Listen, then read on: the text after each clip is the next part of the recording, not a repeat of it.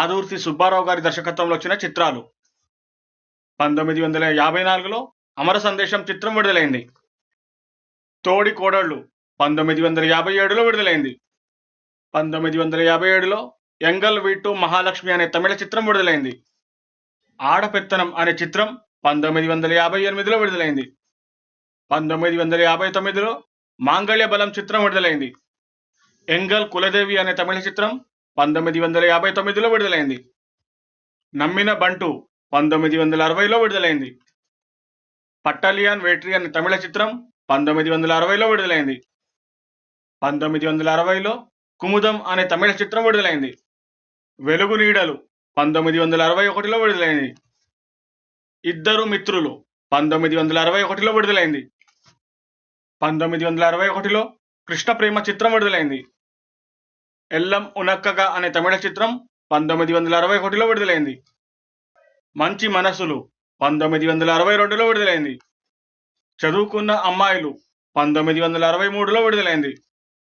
మమకారం అనే చిత్రం 1963లో విడుదలైంది. 1964లో మూగ మనసులు చిత్రం విడుదలైంది. దాగుడు మూతలు 1964లో విడుదలైంది. డాక్టర్ చక్రవర్తి అనే చిత్రం 1964లో విడుదలైంది. సుమంగళి 1965లో విడుదలైంది. 1965లో తేనె మనసులు చిత్రం విడుదలైంది. తోడు నీడ 1965లో విడుదలైంది. 1966లో కన్నె మనసులు చిత్రం విడుదలైంది. మిలాన్ అనే హిందీ చిత్రం 1967లో విడుదలైంది.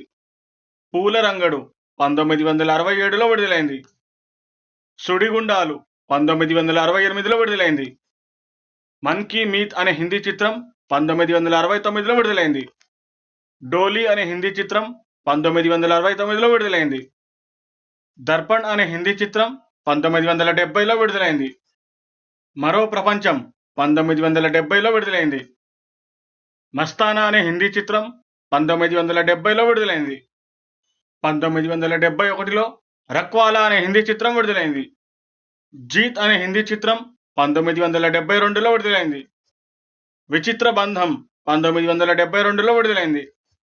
1973లో ఇన్సాఫ్ అనే హిందీ చిత్రం విడుదలైంది. జ్వార్ భాతా అనే హిందీ చిత్రం 1973లో విడుదలైంది.